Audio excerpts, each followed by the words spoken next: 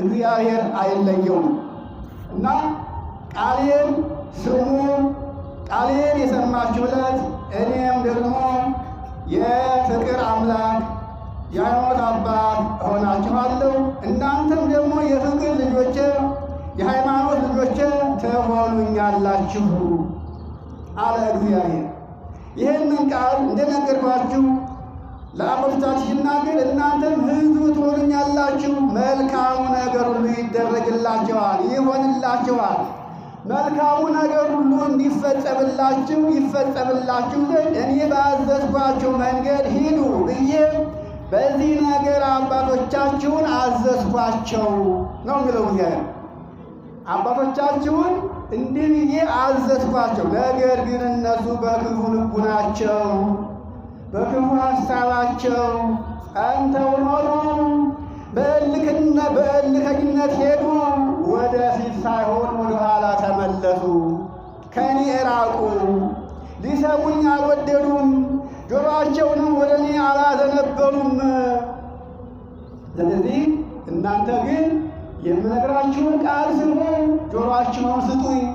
አዎ ወደ እኔ አዘንብሉ፣ ለዘላለም ሕይወታችሁን አስቡ። አባቶቻችሁ ከግብፅ ምድር ከወጡበት ጊዜ ጀምሮ በየዕለቱ እየተጋው ባሪያዎችን ነቢያት ሁሉ ልኬባቸው ነበር። ነገር ግን እነሱ አንገታቸውን አደነደኑ እንጂ ከቶ ሊሰሙኝ አልፈለጉም፣ ጆሮአቸውን አላዘነበሉም ወደ እኔ።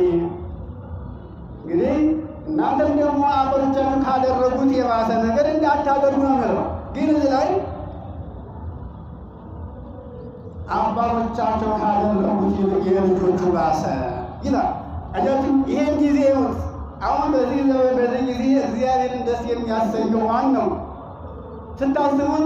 ሁሉም የራሱን ሐሳብ ይዞ እየተጓዘ ነው። አሁን ከእግዚአብሔር ፈቃድ ይልቅ የሰው ፈቃድ እየተፈጸመ ያለበት ጊዜ ላይ ያለ ነው። እዚህ ላይ ነው ክርስትናችን መለየት ያለበት፣ ነጥሮ መውጣት ያለበት በዚህ ሰዓት ወገኖቼ። አያችሁ፣ እግዚአብሔርን የወደደ ሁሉን ጥሶ እዚህ ይደርሳል። እግዚአብሔርም ደግሞ ምን ይሆነዋል? ጥንቅ ይሆነዋል፣ ኃይል ይሆነዋል፣ ጽናት ይሆነዋል፣ ተስፋ ይሆነዋል። አያችሁ፣ ከእግዚአብሔር ጋር የሚኖር ምንጊዜ የሚኖራል። ከእግዚአብሔር ጋር የሚኖር ለጊዜው ይታያል፣ ግን መጨረሻው አያምርም። ማሰብ ያለብን ይህን ነው። ክርስቶስን በወንጌል ያስተማረን ከቃሉ እንዳንወጣ ከቤቱ እንዳንርቅ ነው። አባቶቻችን በጠፉበት ጎዳና ጠፍተን እንዳንገኝ ነው።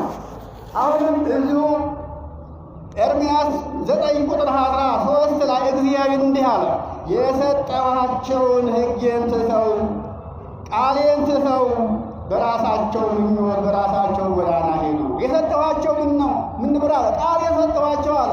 ሕጌን ትእዛዝ የሰጠኋቸው አለ። እግዚአብሔር ለእኛ የሰጠንን ነገር ታውቃላችሁ ወገኖቼ? ያው ቃሉን ነው እኮ የሰጠን። ያ ቃሉ እኮ ነው ቅዱስ ሥጋ ክቡር ደሙ ነው የምንቀበለው። በመስቀል ላይ ተሰቅሎ ያየነው በደሙ የዋጀን ያ ቃል ነው። ለነቢያት የተነገረ ቃል፣ ነቢያት ይናገሩት የነበረ ቃል ከጊዜ በኋላ ግን ምን ሆነ? ሰው ሆኖ ተገለጠ። በአካል አየነው፣ በአካል ዳሰስ ነው ወገኖች። ስለዚህ ይህንን ቃል የማይሰማውን ጆሮውን ለጌር የማይሰጠውን ሰው ሁሉ ምን አለ እግዚአብሔር ሲናገር እንዲህ ይላል። እዚሁ አሁንም ኤርምያስ 8:17 ላይ ምን ይላል? ይገርማችኋል።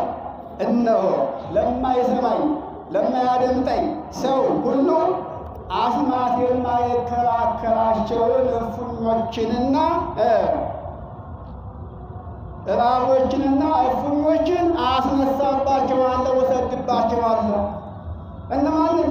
ጆሮአቸውን ላልሰጡኝ፣ ጆሮአቸውን ወደ እኔ ላላዘነበሉ ሰዎች አስማት የማይከላከላቸውን እባቦችንና እፉኞችን አስነሳባቸዋለሁ፣ እነሱን እሰድባቸዋለሁ፣ እየነደፉ ይፈጇቸዋል።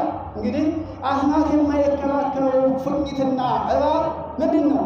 ይኸውላችሁ አሁን ዛሬ ዓለም እየጠፋች ያለችው የሰው ልጅ እየጠፋ ያለው በዚህ ነው። አያችሁ፣ አስማት የማይከላከለው ማለት እንግዲህ አስማት ማለት ከኦሪት ዘፍጥረት እስከ ዮሐንስ ያለ እስከ ዮሐንስ ራእይ ያለ ቅዱስ ወንጌል ነው፣ የእግዚአብሔር ቃል ነው። አስቡ፣ በዚህ ቃል የእግዚአብሔርን ስም ጠርተን የጻድቃንን ስም ጠርተን የመላእክትን ስም ጠርተን የድንግል ማርያምን ስም ጠርተን ያገኘነው ድኅነት የለም። ተነግሯል። ቃሉ የተናገረው እግዚአብሔር ነው። አስማት የማይከላከላቸው አስማት የማይቋቋማቸው እፉኞችን እባቦችን እልክባቸዋለሁኝ አለ። ይኸውላችሁ ከኃጢአታችን ብዛት ከስንፍናችን ብዛት የተነሳ ጸሎታችን፣ ልመናችን፣ መስዋዕታችን ሁሉን ነገር ሊቋቋምን አልቻለም። ይሄ የእኛ ስንፍና ነው። አያችሁ ድክመታችን አስቡ። ከዚህ የተነሳ እግዚአብሔር ዝም ብሎ ይመለከተናል። ዝም አለ እግዚአብሔር። ለምን? ወደ ሕሊናችን ተመልሰን ራሳችን አውቀን ጆሮአችንን፣ ሰውነታችንን፣ ልቦናችንን ለአምላካችን መስጠት እስከምንችል ድረስ ዝም ይለናል እግዚአብሔር። እና ይሄንን ነው ሌላው ደግሞ የተናገረውን ኃይለ ቃል ጌታችን አምላካችን ኢየሱስ ክርስቶስ ዛሬ በዮሐንስ ወንጌል ያስተማረው ኃይለ ቃል ይሄንን ነው። ይሄንን በዮሐንስ ወንጌል ምዕራፍ 17 ከቁጥር 24 ላይ 26 ላይ ያለውን ኃይለ ቃል ስንመለከት ቃሉን እንዲህ ይላል ወገኖች። 24 ላይ እውነት እውነት እላችኋለሁ ቃሌን የሚሰማ የላከኝን የሚያምን እርሱ የዘላለም ሕይወት አለው፣ ከሞት ወደ ሕይወት ይሸጋገራል እንጂ ከቶ ወደ ፍርድ አደባባይ አይመጣም። ይኸውላችሁ እንግዲህ የፍርድ አደባባይ አለ። ያ የፍርድ አደባባይ በቀኝና በግራ ቆመን እናንተ አላውቃችሁም የሚባልበት ጊዜ አለ። እናንተ ዓለም ከተፈጠረ ጊዜ ጀምሮ አባቴ ወዳዘጋጀላችሁ መንግሥት ሁሉ ግቡ ተብለው የሚጠሩ የሚመለመሉ የክብር ጥሪ የሚደርሳቸው ሰዎች አሉ። ይኸውላችሁ እነዚህ እነማን ናቸው? ዛሬ ቃላቸውን ለአምላካቸው የሰጡ እንደሆነ ነው። ቃላቸውን ጆሮአቸውን ለአምላካቸው ሰጥተው እግዚአብሔርን እሺ በጀ ብለው ሰውነታቸውን ንጹሕ አድርገው ልቡናቸውን ቀና አድርገው በእጃቸው የሰው ደም ሳይታይባቸው በልቡናቸው ለሰው ክፉ ነገር ሳያስቡ ሰው የሚወድቅበትን ወጥመድ ሳይዘረጉ እግዚአብሔርን ፈርተው የሚኖሩ የዓለም ጫጫታ የዓለም ጩኸት ያላስቀናቸው ሕሊናቸውን ለዓለም ያላስገዙ ሰዎች እነዚህ እግዚአብሔር ዓለም ከተፈጠረበት ጊዜ ጀምሮ እናንተ የተባረካችሁ ኑ ወደ አባቴ መንግሥት ግቡ ተብለው የሚዘጋጁ የታደሉት ሰዎች ናቸው። ይሄ እንዲሆንላችሁ ቃሌን የሚሰማኝ የላከኝንም የሚያምን እርሱ የዘላለም ሕይወት አለው፣ ከሞት ወደ ሕይወት ይሻገራል እንጂ ከቶ ወደ ፍርድ አይመጣም፣ አይፈረድበትም። ይብላል እንግዲህ ይህንን እያለ በሚያስተምርበት ሰዓት የእኛ አባቶች ግን ክርስቶስን አልተቀበሉትም፣ ቃሉን አልሰሙትም። አሁንም እውነተኛው ቃል እየተነገረ ባለበት ሳለ ልቡ ወደ ዓለም የተንጠለጠለው ብዙ ነው። አያችሁ፣ ለምንም የማይበቃውን ተከትሎ ከዓለም ጋር ለመጥፋት የሚጓዘው ብዙ ነው። ቃሉ የገባቸው ደግሞ ጥቂቶች ናቸው። ቀድሞም ጥቂቶች ነበሩ የተከተሉት፣ ክርስቶስን የተቀበሉት ያመኑት ጥቂቶቹ ነበሩ። ብዙዎቹ ግን እንደጠፉ ነበር የቀሩት ናቸው። አሁንም ጠፍተን ላለመቅረት ምን አለብን? ቃሉን መስማት አለብን። የላከውን ማመን አለብን። ቃሉን ስንሰማ የላከውን ስናምን ላኪው ማን ነው? አብ ነው። ተላኪው ማን ነው? ወልድ ነው። ከወልድ በኋላ ምን ተሰጠን? መንፈስ ቅዱስ ከእኛ ጋር ነው። መንፈስ ለዘላለም ከእናንተ ጋር ነው የተባለው እኛ ነው። ከሚገርመው ነገር ግን ክርስቶስ ይህን ሲያስተምር በጊዜው በዘመኑ የነበሩ አባቶች ይህን ቃል አልሰሙትና አልተቀበሉትም። ይንቁት ነበረ፣ ይጠሩት ነበረ፣ ይልቁን ለሞት ነበር የሚዘጋጁለት። እሱን አድምሮ የሚጥሉበትን እሱን የሚያጠፉበትን ምክር ነበረ የሚመክሩ። ለምን? በዕለተ ሰንበት ድውይ ስለፈወሰ፣ ዕውር ስላበራ። ተመልከቱት እንግዲህ አጋንንት ከሰዎች ስላወጣ፣ ነፃነትን ስላወጀላቸው፣ ከሞት ወደ ሕይወት እንዲሻገሩ አቅም ስለሆናቸው፣ ኃይል ስለሆናቸው ይህንን ነበር የተቃወሙ። እንግዲህ በዕለተ ሰንበት የ38 ሕመምተኛ መጻጉዕን ካዳነ በኋላ በዕለተ ሰንበት ሰውን ለምን አዳነ ብለው ከሰሱት፣ ወቀሱት። ይገርማቸዋል። ይህንን በጊዜው እንነጋገረዋለን። አሁን ግን ወንጌሉ የተነበበው ዮሐንስ ወንጌል ምዕራፍ 5 ከቁጥር 17 ጀምሮ እስከ 28 ያለው ኃይለ ቃል ነው። እንግዲህ ሕመምተኛውን ለምን አዳነ ብለው ከሰሱት፣ ወቀሱት፣ ለሞት ፈለጉት። እርሱ ግን ምን አላቸው? የተናገራቸውን ስሙ። እስከ ዛሬ ድረስ አባቴ ይሠራል እኔም እሠራለሁ። አባቴ አለባቸው ማንን? እግዚአብሔርን አባቴ ስላለ ብቻ ድውይ ስለፈወሰ ብቻ ሳይሆን እግዚአብሔርን አባቴ ነው ስላለባቸው ሊገድሉት ፈለጉ። በኦሪት ዘሌዋውያን ምዕራፍ 24 ላይ ስንመለከት በእግዚአብሔር ስም የተጠራ በድንጋይ ተወግሮ በእሳት ተቃጥሎ ይሙት የምትለዋን ቃል ያውቃሉ። አዎ በእግዚአብሔር ስም መጠራት አይቻልም። በእግዚአብሔር ስም የሚጠራ አሁን ቢሆን ሞት ነው የሚፈረድበት። ይህን አይፈቅድም እግዚአብሔር። ግን ወደዚህ ዓለም የመጣው የእግዚአብሔር ቃል ነበረ። ለአዳም በገባው ቃል መሰረት ከልጅ ልጅ ተወልጄ ከሰማየ ሰማያት ወልጄ በመስቀል ላይ ተሰቅዬ አድንሃለሁ ያለውን ቃል ይፈጽም ዘንድ ጊዜውና ሰዓቱ ሲደርስ እግዚአብሔር አንድ ቃሉን ያለ እናት የወለደውን ልጁን ላከ። ያ ልጅ በኋላ ዘመን ሥጋ የሚለብሰው የእግዚአብሔር ቃል ያለ አባት የተወለደው በነቢያት አድሮ ትንቢቱ ቆየ። ትንቢቱ ተነገረ። በነቢያት አድሮ ነቢያት ትንቢት ሲናገሩ ተናጋሪው ማን ነበረ ካላችሁ እግዚአብሔር መንፈስ ቅዱስ ነበረ። ነቢያት ተባሉ እንጂ ነቢያት ምክንያት ናቸው። ዛሬም በእኛ መካከል ወንጌልን የሚሰብከው የሚያስተምረው የሚገሥጸው ማን ነው ከተባለ መንፈስ ቅዱስ ነው። እኛ ለመንፈስ ቅዱስ ምክንያት ነን። ምክንያቱም ያለ ምክንያት አይሰራም እግዚአብሔር። ያለ ምክንያት ምንም ስራ አይሰራም። ጊዜ ቀድሞ ዓለምን ሳይፈጥር ያለ ምክንያት ይህን ዓለም ፈጠረ። ይህን ዓለም ካዘጋጀ በኋላ ግን ስራ የሚሰራበት መላእክትን ፈጠረ፣ ሰውን ፈጠረ። ያ የተፈጠረ ሰውና ላይ ስራ ይሰራባቸዋል። ስለዚህ ያለ ምክንያት ምንም አይሰራምና እግዚአብሔር አሁንም በእኛ አድሮ የሚናገረው የሚወቅሰን የሚገሥጸን እግዚአብሔር መንፈስ ቅዱስ ነው። ስለዚህ የእግዚአብሔር ቃል በሚነገርበት ጊዜ የሚናገረን ሰው እንዳልሆነ ልንገነዘብ ያስፈልጋል ወገኖች። እና እነዚህ ሰዎች አሁንም የእግዚአብሔር ልጅ ነኝ የእግዚአብሔር አባቴ ነው ስላለባቸው ሞቱን ፈለጉለት። ስለዚህ ምናላቸው ጌታችን አምላካችን ክብርና ምስጋና ይግባውና እውነት እውነት እላችኋለሁ አባቴ ሲያደርግ ያየሁትን ነው እንጂ እኔ ከራሴ ምንም ነገር ማድረግ አልችልም አላቸው። አያችሁ ይምጣላቸው ነው። አባቴ ሲያደርግ ያየሁትን ነው የማደርገው። አባቴ ከድሮ ዘመን ጀምሮ እስካሁን እየሰራ ነው፣ አሁንም ይሰራል። እኔም እንደ አባቴ እሰራለሁ፣ ከአባቴ ያየሁትን ነገር ሁሉ አደርጋለሁ አለና አብ ልጁን ይወደዋል፣ የሚያደርገውንም ሁሉ ያሳየዋል። እናንተም ትደነቁ ዘንድ ከዚህ የሚበልጥ ሥራ ያሳየዋል አለ። ምን ያሳየዋል አለ? አብ ሙታንን እንደሚያስነሳ ሕይወትንም እንደሚሰጣቸው ሁሉ እንዲሁ ወልድም ለሚወዳቸው ለሚያከብራቸው ለወደዱት ቃሉን ለሰሙት ጆሮአቸውን ለእሱ ለሰጡ ሰውነታቸውን ለእሱ ላስገዙ ሁሉ ከሙታን ያስነሳቸዋል፣ የዘላለም ሕይወትን ይሰጣቸዋል አለበት። ይሄ ሁሉ የነገራቸው ግን መቀበል አልቻሉም። አይምሯቸው ጭራሽ ደነዘዘ። አያችሁ አሁን በዚህ ዓለም ስታዩት ሕሊናቸው የተገዛላቸው ሕሊናቸው እሺ ያላቸው እግዚአብሔርን በማሰብ ሕሊናቸው የቀናላቸው ጥቂቶች ናቸው። አብዛኛው ግን አይደለም። ዓለም ማርከዋል ወገኖች። ዓለም እንዳትማርከን ነው የምትፈልገው። ዓለም የምትማርከው ዓለም ሰውና እግዚአብሔር እንዲገናኙ አትፈልግም። እግዚአብሔር በልጆቹ እንዲደሰት ልጆቹ አምላካቸውን እንዲያስቡ አትወድም ዓለም። ይሄ ነው የዓለም ጠባይ። የዓለም ጠባይ የእግዚአብሔር ቃል በሚነገርበት ሰዓት ልጆቹ ቃሉን እንዳይሰሙ ማደናገር ነው። ይሄ ነው የዓለም ሥራ።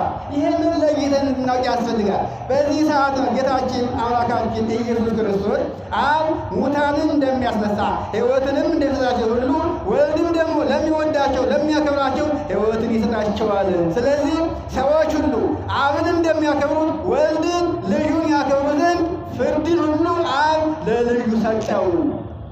እንግዲህ ፍርድ የልጁ የወልድ እንጂ አብ በማንም ላይ አይፈርድም አላቸው። ያ ቃል ማን ነበረ? ወልድ ነበረ።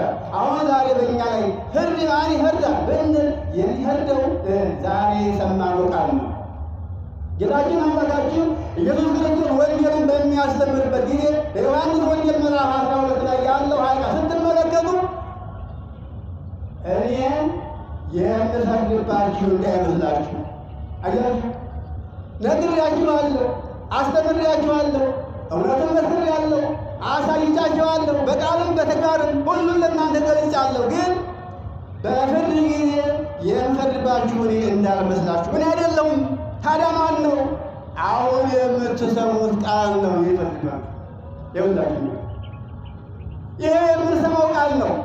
እግዚአብሔር እንግዲህ ያ አንድ ልጁ ሲባል ያ ቃል ቀድሞ ያለ እናት የተወለደ በኋላ ያለ አባት የተወለደ በዚህ ዓለም ላይ እንደ ሰው የተመላለሰው ሰው ሆኖ ያየነው የተገለጠው ክርስቶስ ይህን የተናገረው ራሱ ነው። ቃሉ የሰማችሁት ቃል ይፈርድባችኋል።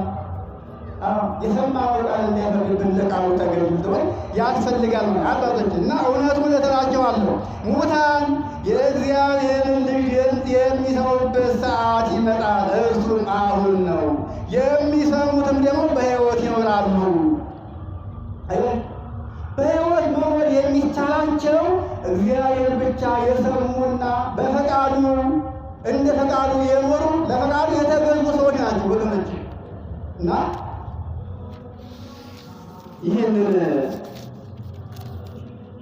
እንደ እግዚአብሔር ፈቃድ መኖራችንን የማይወዱ ብዙዎች ናቸው። ከእግዚአብሔር ጋር ሊለዩን ቃሉን እንዳንሰማ የሚያደርጉን ብዙዎች ናቸው። ግን ጥንቃቄና ትጋት ያስፈልጋል ወገኖች። ክርስትና እንዲሁ የቀጠለች ነች፣ ከፈረስ ጭራ የቀጠለች ነች ወገኖች። ሰፊውን ጎዳና ተዉት፣ በጠባቡ መንገድ ሂዱ የተባለው በክርስትና ሕይወት ውስጥ ውጣ ውረድ አለበት፣ ፈተና አለበት። የእኛ አባቶች ያለፉት ያንን ነው። አልፈው ፈተናውን እግዚአብሔርን ወስበዋል። እኛም ደግሞ አባቶቻችንን መስለን እንደ አባቶቻችን ጆሮአችን ሕሊናችን ለእግዚአብሔር ሰጥተን መንግሥቱን ወራሾች መሆን እንችል ዘንድ ፈተናውን እንድቋቋም ያስፈልጋል። ፍቅር ያስፈልጋል። ትሕትና ያስፈልጋል። የዋህነት ያስፈልጋል። ጌታችን አምላካችን ኢየሱስ ክርስቶስ እኔ ትሑት ነኝ፣ እኔ የዋህ ነኝ፣ እኔ ቸር ነኝ፣ እኔ ገር ነኝ እና እናንተ እኔ ትሑታን ሁኑ፣ ገሮች ሁኑ፣ ሁሉን ነገር ከኔ ተማሩ። ምንን? የዋህነትን፣ ቅንነትን፣ ትሕትናን፣ ሀዳጌ በቀልነትን ከኔ ተማሩ። ማቴዎስ 12 ቁጥር 28 ላይ ያለ ኃይል ቃል ይሄ ነው። እናንተ ደካሞች ሸክማችሁ የከበደ ኑ ወደ እኔ ሸክማችሁን አቀልላችኋለሁ። አያችሁ፣ ድንጋይ ብንሸከም አሸዋ ብንሸከም ውሃ ብንሸከም ሲደክመን ሲታክተን እንጥለዋለን። ከትከሻችን ተኝተን እንኳ የማይወርድ ሸክም አለ። የምን ሸክም? የሀሳብ ሸክም አለ። የጭንቀት ሸክም አለ። አያችሁ፣ ያንን ሸክም ከአይምሯችን ከህሊናችን ማን ነው ሊያነሳው የሚችለው? ሰው ያነሳውም እኮ ወገኖች። ይኸውላችሁ ደከመን ገዝህ ሲላቅልልህ የሚል ሰው ያነሳው፣ የሚያነሳው እግዚአብሔር ብቻ ነው። በህሊና ላይ ያለ ሸክም ጭንቀት መከራ ነው፣ መከራ ነው፣ ጭንቀት ነው፣ ደዌን ነው። ምንደት ብየለነ ምን ልብላ ምን ልልበስ? በተለይ ቤተሰብ ያለው ልጅ ያለውን ጭንቀት የሚያውቀው እግዚአብሔር ነው። ከሰውየው በላይ የሰውየውን ችግር የሚረዳ እግዚአብሔር ነው። ስለዚህ ችግራችን ለሚረዳ ለእግዚአብሔራችን ጥለን ለእሱ ሰጥተን ለእሱ ራሳችን እንድናስገዛ ያስፈልጋል። አባቶቻችን እየነገራቸው እያስተማራቸው ተአምራት እያሳያቸው አላመኑትም፣ አልተቀበሉትም። ይልቁንም ምን አደረጉት? ሞትን ደገሱለት። ሞቱም አልቀረም። በእርግጥ ሞቱ በራሱ ፈቃድ የሆነ ነው፣ ሊሞት የመጣ ነው። ያለ ሰዓቱ ስለሚሆን ብቻ እነሱን አደከማቸው እንጂ ጊዜው ሲደርስ በራሱ ጊዜ እጁን ሰጠላቸው፣ ተሰቀለላቸው፣ ሞተላቸው። እነሱም እፎይ አሉ። ሲነሳ ግን ምን መጣ? ካንሰርን መምጠጥ መጣ። አያችሁ፣ እውነትን የእግዚአብሔር ልጅ ነበረ። ምን ይሆናል? ካለፈ በኋላ ምን ከሄደ ውሻ ጮኸ የተባለ ነገር ነው የገጠማቸው። ስለዚህ እንግዲህ እነዛ ሰዎች የሆኑትን እንዳንሆን ምን እንሆን? እኛ ምን እንሆን? ሀሳባችንን፣ ምኞታችንን፣ ስራችንን ሁሉ እግዚአብሔር እንዲሰማና እንዲቀበል ልጆቹ ሁሉ በዚህ ዓለም ላይ ከመጣው መከራ ሁሉ ከማይሆኑ ከፈተናው እንዲያወጣን እግዚአብሔርን ጥግ ማድረግ ያስፈልጋል ወገኖች። እግዚአብሔርን ጥግ ያላደረገ ሰው ግን ቢኖርም አይኖርም። አያችሁ፣ አሟሟቱ ለራሱ የከፋ ነው የሚሆነው። ሞት ለሁሉም አለ። የጻድቃን ሞትና የኃጥአን ሞት አንድ አይደለም። ሞቱን አያጠዋቁ የጠማማ ሰው አሟሟቱን ይመሰክርበታል። የጻድቃን ሞታቸው ግን እንደዚህ አይደለም። አያችሁ፣ ጻድቃን እንደ እንቅልፍ ነው የሚያሸልሙት። ይገርማቸዋል አባቶችን እና ወንድሞችን። በዚህ ሰዓት ነው ሰው ሆኖ መገኘት፣ ሰው ሆኖ መገኘት፣ ሰው መስሎ መታየት ሁለቱ የተለያዩ ናቸው፣ ይለያያሉ። እንዴ ሰው መስሎ መታየትማ ነፍስ የሌለው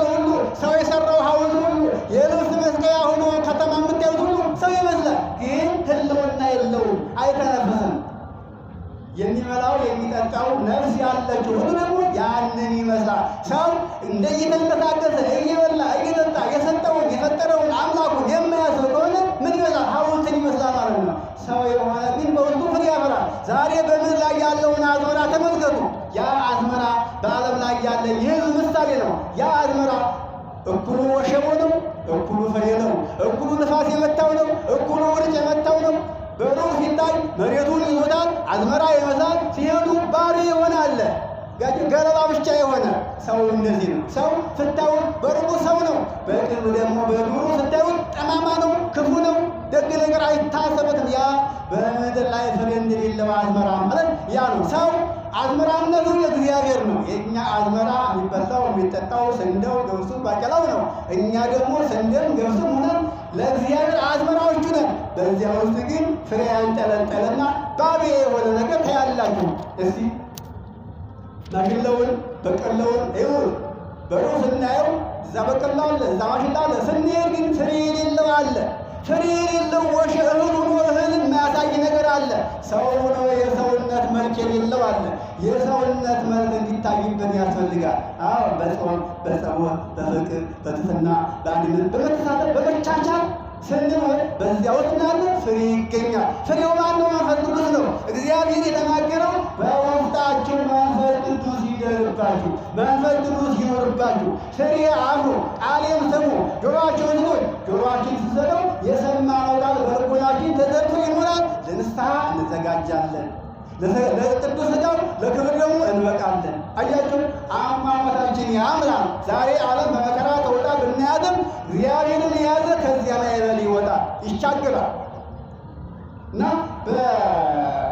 በዮሐንስ ወንጌል የተነገረው ቃል ይሄ ነበረ። እና አባቶችና እናቶች መቼም እንግዲህ ከጊዜው ጋር ከሰዓቱ ጋር መራመድ ያስፈልጋል። እና እኛ እውነት ለመጠቀም ከቻልንበት ካወቅንበት እስከ ዛሬም ድረስ ብዙ ተምረናል፣ ብዙ ሰምተናል። ምናልባት የሰራንበትም አለን ያልሰራንበትም አለን። ግን እስካሁን ያልሰራንበትን ቃል አሁን ሰምተን ወደ ልቦናችን ተመልሰን ለቃሉ ተገዥነን ለእግዚአብሔር እንድንታዘዝ ያስፈልጋል ለማለት ነው። እንግዲህ ከሰራንበት ትንሽ ቃል ትበቃለን። የማንሰራበት ከሆነ 24 ሰዓት ስንጮህ ብንውል ትርጉም የለውም። ለዘመናት ተምረዋል ግን ጥቅም ያላገኙት ብዙዎች ናቸው። እና እግዚአብሔር ወዷችሁ አቁርባችሁ በዚህ ሰዓት እዚህ እንድትገኙ አድርጓቸው። አሁንም እግዚአብሔር ፍቅሩን ከእናንተ ጋር ያቆይ። የመከረን ያስተማረን አምላካችን ከእና ምስጋና ይግባው። የትምህርታችን መነሻ የትንቢተ ኤርምያስ ምዕራፍ 7 ቁጥር 23 ላይ ቃሌን ስሙ፣ ቃሌን ስሙ፣ ቃሌን የሰማችሁ እንደሆነ እኔም ደግሞ አምላክ ሆናችኋለሁ፣ የፍቅር አምላክ የአንተ አምላክ ሆናችኋለሁ ብሎ የተናገረው እግዚአብሔር ነው። ጌታችንም በዮሐንስ ወንጌል እንደገለጠው እንደገለጠው ይቆይ። አባታችን ቃለ ሕይወት ያሰማልን፣ ቃለ ሕይወት ያሰማልን። በሉ እስኪ ቃለ ሕይወት ያሰማልን፣ ቃለ ሕይወት ያሰማልን። እግዚአብሔር አምላካችን እኛ ልጆችን ሰብስቦ በዚህ ዕለት በዚህ ሰዓት ያስተማረን